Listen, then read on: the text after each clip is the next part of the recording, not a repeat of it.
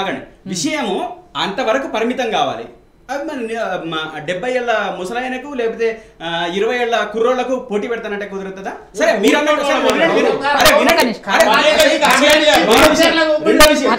ఇప్పుడు చంద్రబాబు నాయుడు గారికి ఎంత ఏజ్? ఒక్క నిమిషం వినండి మేడం. నేనేమంటున్నానంటే హైదరాబాద్ లో వరదలు వచ్చినప్పుడు బీఆర్ఎస్ పార్టీ ఏం చేసింది? ఏం చేయలేదా? ఏం చేయకుండానే కలిసిందా? SNDP ప్రాజెక్టు ద్వారా సుమారు అంతకుముందు మొత్తం వ్యవస్థ అంతా అతలాకుతలం అయితే మొత్తం సిటీలో కొంచెం చిన్న చినుకు పడితేనే మొత్తం సిటీ మొత్తం అల్లకల్లోలమైన పరిస్థితిని సుమారు SNDP ద్వారా 25.59 కిలోమీటర్ల డ్రైనేజ్ వ్యవస్థని బాగు చేసింది ఎవరు? టీఆర్ఎస్. ఈ రోజు రోజంతా వర్షం పడితే రోడ్డు మీద నిలబడ్డ నీళ్లు అది వెలిసిపోయిన తర్వాత గంట కూడా నీళ్లు లేవు. ఇది ప్రధాన ఛానళ్లలో వచ్చిన సంగతి, న్యూస్ వచ్చిన సంగతి. కావాల్సి మీకు చూపిస్తాను. అయితే రోడ్ల మీద నీళ్లు నిలవకుండా చేసింది ఎవరు? కాదు కాదు, చేసింది ఎవరు? వీళ్ళు కదా. అంటే ఏం లేకుండా అంటే మేమేమంటున్నామంటే చేసింది వీళ్ళు ఏం చేయలేదు, అది చేసిర్రు ఇది చేసిర్రు ఇంకొకళ్ళు వచ్చేసి అంటే మొత్తం బీఆర్ఎస్ పార్టీ ఏం చేయలేదబ్బా, ఏం చేయకుండానే ప్రభుత్వాన్ని నడిపినామా? ఏం చేయకుండానే ఇక్కడ అత్యధిక మెజార్టీ సీట్స్ మాకు ఇచ్చిండ్రా? ఇక్కడ ప్రజలు, హైదరాబాద్ సిటీ ప్రజలు మేము డెవలప్ చేసినాం కావచ్చు. అవునబ్బా, పల్లెల్లో మాకు రాకపోయి ఉండొచ్చు, కానీ హైదరాబాద్ సిటీ ఇక్కడ డెవలప్మెంట్ చేసినాం కాబట్టి అత్యంత అధికంగా మాకు సీట్స్ ఇచ్చిండ్రు, ఎమ్మెల్యే సీట్స్ ఇచ్చిండ్రు. మీరు అది మర్చిపోతే ఎట్లా? మేము ఏం చేయకపోతే మా సీట్లు ఎట్లా? మీరు మర్చిపోతున్నారు. రెండు ఇంకో ముఖ్యమైన పెద్ద జోక్ ఏంటంటే మేడం, పెద్ద జోక్ ఏంటంటే ఫోటో ఎగ్జిబిషన్ అంట. ఫోటో ఎగ్జిబిషన్ ఆడ రోడ్డు మీద పెట్టారు మేడం. ఆడ రోడ్డు కావడం ముందుకు పోవడానికి ప్లేస్ ఉంది. ప్లేస్ లేదని చెప్తే ఏమన్నా నమ్మడానికి వీలుందా? పోవడానికి ప్లేస్ ఉంది. ఒక ఫోటో కాదు మేడం, దాదాపు 10-15 ఫోటోలు. ఒక ఫోటో చూపించిండ్రు, అది చూస్తే తప్ప అని చెప్పేసి అంటున్నాడు రాజశేఖర్ అన్న. ప్రజల దగ్గరికి పోయింది ఫోటో. ప్రతి చోటికి ప్రతి చోటికి, ప్రతి గల్లీకి, ప్రతి ఇంటికి నేను అంటుంది చాలా విషయాలు కనపడుతుంది. ఈరోజు పోయినప్పుడు నిన్న పరిస్థితి చూపడే తప్ప మేడం, నిన్న పరిస్థితి అట్లా ఉంది, ఈ రోజు పరిస్థితి ఇట్లా ఉందని చూడడంలో తప్పులేదు మేడం. కానీ మీరు ఒక ఫోటో చూసిండు, అర ఫోటో చూసిండు, అక్కడ సందేహం లేదు అని చెప్పేసి అనొద్దు. నిన్నటి ప్రదర్శన ఫోటోలు ప్రాబ్లం ఇక్కడ ఉంది కాబట్టి చూసినట్టు తప్పేం లేదు. కానీ ఒకే ఫోటో పెట్టిండ్రు, లేకపోతే పోవడానికి సందు లేదు. ఇక దీనికి కూడా మళ్ళీ రామ్ గోపాల్ సార్ ఏం చేసిండు? అసలు మొత్తం వ్యవస్థనంతా ధ్వంసం చేసేసిండ్రు వీళ్ళు. పోవడానికి గల్లీ కూడా ఏర్పాటు చేయనట్టు మాట్లాడిండు సార్. ఆ ఖమ్మంలో చేసిన పని కూడా బీఆర్ఎస్ పార్టీ. ఆయన గతంలో తెలుగుదేశం కాంగ్రెస్ కూడా వ్యవస్థలు నిర్వీర్యం చేశారని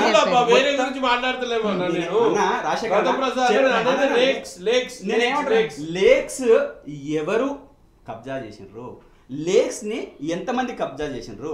లేక్స్ మొత్తం గత ఒక 30 సంవత్సరాల నుంచి డేటా తీద్దాం. నేనేమంటున్నానంటే మేడం, ఇప్పుడు ఎవరు కబ్జా చేసేసాడు? అరే పువ్వాడ అవజోయ్ కావచ్చు, గౌతమ్ ప్రసాద్ కావచ్చు మేడం, 30 సంవత్సరాల పాటు ఎవరు చేసిండ్రు?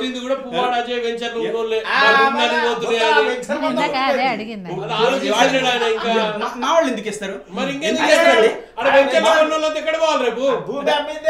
మీ పార్టీ నాయకుడు అదే ప్రేమన అటు ఇటు చేసి ఏదో బీఆర్ఎస్ మీద మీరు మాకేం తగలదు, మాకేం అవసరం లేదు. రేపు మాట్లాడుకుంటున్నాం. ఇది మాట్లాడుతుంది ప్రజలు, మా పార్టీ వాళ్ళు కాదు, మా హరీష్ రావు గారు కాదు, సబితా గారు కాదు, ప్రజలు మాట్లాడుతున్నారు. దానికి మీరు బాధ్యతాయుతంగా సమాధానం ఇవ్వగలిగితే ఇవ్వండి, లేకపోతే ఇవ్వకపోతే ఇవ్వకపోండి.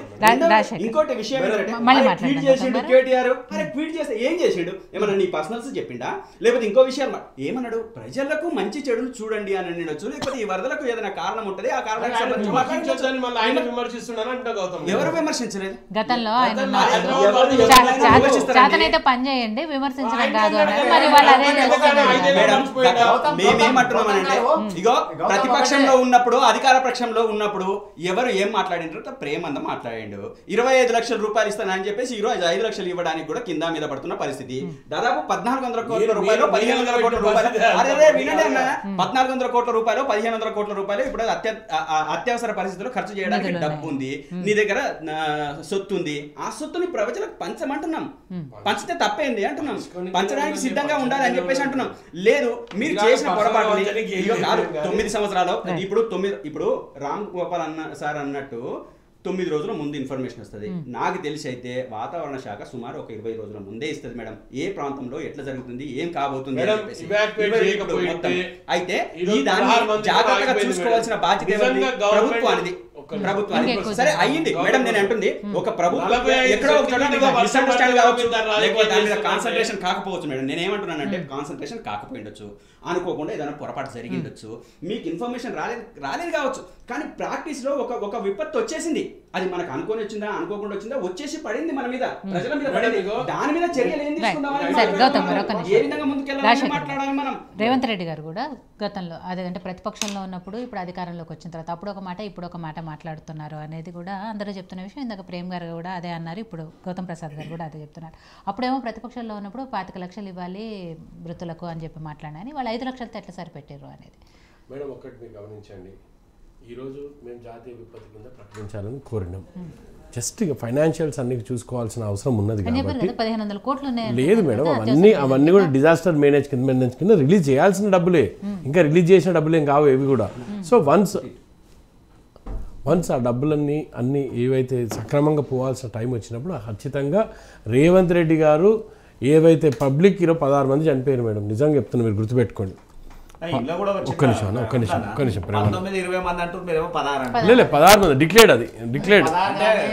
సరే ఎంతమందిలో చనిపోయినా చనిపోవద్దనే ఆలోచిస్తున్నాం తప్ప అందరం కూడా ఏం లేదు మేడం. మేడం ఒక్కటి గుర్తుపెట్టుకోండి మేడం, 26 మంది పేర్లతో సహా చెప్తున్నారు, 16 మెంబర్స్ డిక్లేర్డ్ మేడం. నేను ఒకటి చెప్తున్నా మేడం, ఒకటి గుర్తుపెట్టుకోండి, నిజంగా గిట్ల ప్రభుత్వం సరైన టైంలో చర్యలు తీసుకోకపోయినంటే నిన్న పరిస్థితిని మీరు అంచనా వేయనంత దూరంలో ఉంటుండే మేడం. అంటే నేనేదో ఈరోజు పార్టీల కోసం చెప్తున్నాను ఇంకోరి కోసం చెప్తున్నాను అనుకోకండి మేడం. 45 సెంటీమీటర్స్ వర్షం నేనైతే చూడలేదు మేడం, అన్న చూసిండొచ్చు కానీ నేనైతే చూడలేదు. 45 సెంటీమీటర్ల వర్షం అనేది నిజంగా హైదరాబాద్లో ఉంటే మనం ఇక్కడ కూర్చుంటోళ్ళం అయితే కాదు. హైదరాబాద్ ఇట్లాంటి వర్షం అప్పుడు 20 సెంటీమీటర్ అంటే 16 to 20 సెంటీమీటర్సే పడ్డది అప్పుడు, అంతగానే ఎక్కువ సెంటీమీటర్స్ ఏం పడలేదు వర్షం. మనమైతే అంత వర్షం చూడలేకుండొచ్చు మేడం. 16 సెంటీమీటర్లు పడితేనే ఎక్కువ. 45 సెంటీమీటర్ల వర్షాన్ని కూడా రాజకీయం చేస్తూని ఆ రాజకీయాలలో బురద రుద్దుకుందాం అనుకుంటే రుద్దుకోమంటున్నాం. మేము వద్దంటలేము. ఎస్, ప్రభుత్వానికి అంటుతుంది బురద, కడుక్కుంటాం మేము. మా వైపు నుంచి తప్పు ఉంటే ఖచ్చితంగా ప్రజలకు చేయాల్సిన అన్ని విషయాలలో కూడా మేము తోడుబాటుగా ఉన్నాము. మేము ఎక్కడ కూడా మేము అలసత్వం ప్రకటించినట్టు ఒక్కసారి చూడండి, బట్టి గారు ముందు రోజు రాత్రి 3 గంటలకు కూడా ఫీల్డ్లోనే ఉన్నారు, పొంగులేటి గారు ఫీల్డ్లోనే ఉన్నారు. ఎవరన్నా లేరా మేడం చెప్పండి. పోనీ ఇప్పుడు నిన్నొచ్చిండ్రు, మొన్నైతే అక్కడే ఉన్నారు కదా. ఈరోజు రాళ్ళు కొట్టిరు, ఎవరు కొట్టిరు మేడం రాళ్ళు? అజయ్ వెంచర్లా ప్లాట్లు కొన్నోళ్ళు రేపు మా చెరువుల పాటలు పోతున్నాయనే ఉద్దేశంతో రాళ్ళు కొట్టిరు అజయ్ మీనా. అది కూడా తప్ప మేడం, ఆ రాళ్ళు కొట్టడం కూడా తప్పే. మరి ఏం చేయాలి పబ్లిక్? ఇప్పుడు మీరు వెంచర్లు అమ్మితిరి, చెర్లన్నీ చేసి వెంచర్లు అమ్మితిరి, మీ నాయకులే మీరంతా. ఇప్పుడు అజయ్ చేసిన వెంచర్లనే కదా ఈ తప్పిదం జరిగింది కూడా. ఆ చెరువు వచ్చేసింది మొత్తం ఆడికి. ఇప్పుడు ఆ ప్లాట్లో లేడుకోవాలి, ఎక్కడ పోవాలా, ఇంట్లో లేడుకోవాలి, వాళ్ళందరూ రాళ్ళు కొట్టిరు అజయ్ చేసిన ఘనకార్యానికి. మరి దీన్నంతా ఎవరు సమర్థించాలి? ఇది చేస్తే కూడా తప్పే. పబ్లిక్ ఆవేశపడుతున్నారు. ఈరోజు హైడ్రా మేడం, అందుకోసం అక్కడ చూసిన పరిస్థితులు ఏమైనా లాస్ట్కి వచ్చేవరకు హైడ్రాని డిస్ట్రిక్ట్ లెవెల్లో కూడా పంపించాలనే ఉద్దేశం తీసుకొని వచ్చేసిర్రు. ఎన్ని చెరువులు మేడం, ఒక్క చెరువు లేకుండా చేసిర్రు. మా దగ్గర చెరువులు చూడండి, అక్కడ చెరువులు చూడండి, మాదాపూర్ సైడ్ చూడండి, కొండాపూర్ సైడ్ చూడండి, ఖానాపేట సైడ్ చూడండి, గండిపేట సైడ్ చూడండి. మనం చెరువుల గురించి కూడా చర్చ పెడితే మనం రీజన్గా హైడ్రా గురించి మేము కూడా ఈ చర్చలో పాల్గొన్నప్పుడు నేను చెప్పిన క్లియర్గా ఏం తప్పు చేస్తున్నట్టు మేడం రేవంత్ రెడ్డి గారు చెప్పండి. తీయొద్దా వద్దా మేడం? వాయనాడు ఈరోజు కనిపిస్తుంది కదా, ఖమ్మంలోనే కనిపించింది కదా, అక్కడ ఆంధ్రలోనే కనిపించింది కదా. వాయనాడు కనపడుతుందా? ఇక్కడ ఉత్తరాఖండ్ కనపడుతుందా? ఇంకేం కనపడాలి తెలంగాణకి ఇంకేం కనపడాలి? మేము క్లియర్గా అంటున్నాము, అరే నీళ్ళు ఎక్కడైతే పోవాలో అక్కడ పోనీయండి అయ్యా, మీరు వెంచర్లు చేసి ఇట్లా అమ్ముకుంటే ఇట్లా రాళ్లతో కొడతారని చెప్తున్నాం మేము. ఇంతకన్నా ఏం చేస్తారు? సో ఏది ఏమైనా మేడం, దీని మీద రాజకీయం చేసే ఉద్దేశం ఉంటే చేయండి రాజకీయం, మేము కాదంటలేం. ఒక కన్స్ట్రక్టివ్ ప్రతిపక్షంగా ఒక ప్రతిపక్ష నాయకుని హోదాలో ఉన్న కేసీఆర్ గారు ఎట్లా 10 సంవత్సరాలు అధికారం ఉన్నప్పుడు రాలేదు, కనీసం ప్రతిపక్షంలో ఉన్నాడు. కనీసం బయటికి రండి, మీరు చీచి చెండాడతారా లేదా అనేది మాకు తెలియదు, కానీ కనీసం ఇప్పుడైతే వచ్చి ఏదైతే పరిస్థితులని ఒక్కసారి అక్కడున్న బాధితులను పరామర్శించండి. రాకున్నా సరే టెలిఫోన్ కాన్ఫరెన్స్తో మాట్లాడండి. మినిమం రెస్పాన్సిబుల్గా ఫీల్ కండి. మేము ఫీల్ అయినాం, మా ముఖ్యమంత్రి గారు ఫీల్డ్లోకి పోయారు, ఫీల్డ్లో పోయి అనలైజ్ చేసిరు తప్ప మేము ఏరియల్ వీలో హెలికాప్టర్లో కూర్చొని ఏరియల్ వీ చూసుకుంటే అయితే ఉండలేదు. ప్రేమ్ గాంధీ గారు మీరు చెప్తున్నారు జాతీయ విపత్తుగా సరే ప్రకటిస్తారా లేదా అనేది ఎందుకు 1500 కోట్లు దాంట్లో నిధులు ఉన్నాయి అని చెప్తున్నారు. కానీ ఎక్కడ ప్రాబ్లం వస్తుంది మరి, ఎందుకు పంచిపెట్టడానికి ప్రాబ్లం వస్తుంది అనేది?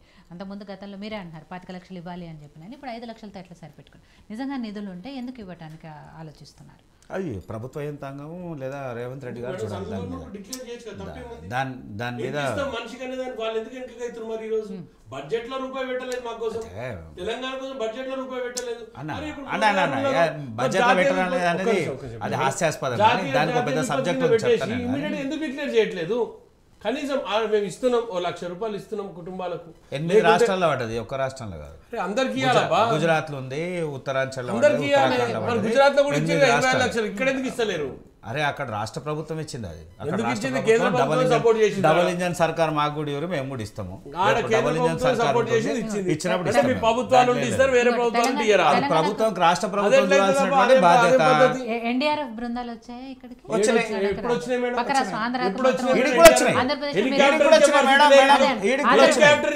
ఆంధ్రప్రదేశ్లోనేమో మీరు కూటమిలో భాగంగా ఉన్నారు కాబట్టి అక్కడికి హెలికాప్టర్లు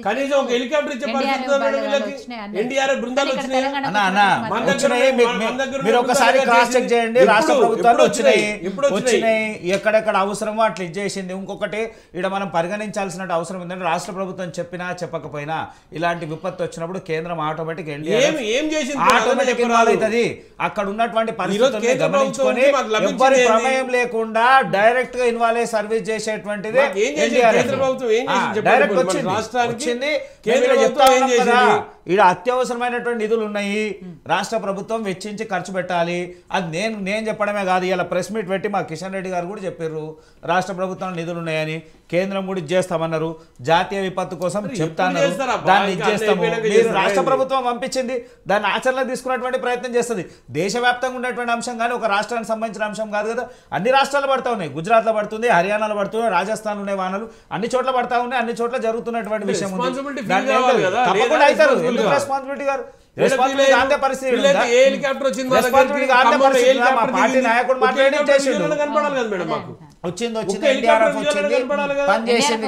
రామ్ గోపాల్ గారు చెప్పాలి మరి రాలేదని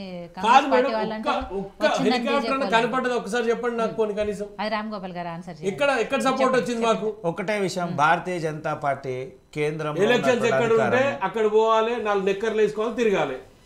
ఇక మీరు అవన్నీ దేశాన్ని కాపాడినాయి. ఎందుకు మాట్లాడతారు? సేవ చేయాలన్నప్పుడు దేంతో సంబంధం లేకుండా ఎన్నో సందర్భాలు వచ్చినటువంటి సంస్థల గురించి మనం హాస్యాస్పదంగా మాట్లాడాల్సిన అవసరం లేదు. ఇప్పుడు మేము ఏం చెప్తున్నాం, మీ దగ్గర ఉన్నాయి కదా నిధులు ఉన్నాయి, వెచ్చించారు వద్దని ఎవరు అంటున్నాం? 1400 కోట్లు ఉన్నాయి ఇయ్యనా వద్దంటున్నా? రేవంత్ రెడ్డిని మనం రాష్ట్రం నుంచి మనం లేవంటే నిధులు లేకుండా మేము చెప్తాం కదా.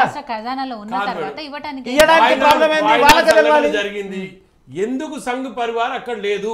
ఎక్కడ లేదు? 100% లోకల్ కాదు, వేరే ప్రాంతాలు పనిచేస్తాం. ఎలక్షన్ లేకపోయినా పనిచేస్తాం, మీకు పూర్తి విజువల్ చూపిస్తాము. అక్కడ మేము ఎంత వెచ్చించినామో సంస్థ చూపిస్తుంది. భారతీయ జనతా పార్టీ RSS వేరు. ఎక్కడ సమయం వచ్చినా ఎక్కడ సందర్భం వచ్చినా దేశ ప్రజల కోసం ఆ నిరంతరం పనిచేస్తున్నటువంటి సంస్థ. దాన్ని మనం తప్పు పట్టాల్సినటువంటి అవసరం లేదు. ఇప్పుడు మనం చెప్తా ఉన్నాం కదా నిధులున్నాయని, రాష్ట్ర ప్రభుత్వం రాష్ట్ర ఖజానాలో నిధులున్నాయి, వాడు వెచ్చించమని వెచ్చించకుండా మాట్లాడితే సంజయ్ మినిస్టరే బీజేపీ పార్టీ నుంచి ఒక బృందం ఆడిపోదు ఇప్పుడు వరకు కూడా పోతుంది. సందర్భం తప్పకుండా రాష్ట్ర లోకల్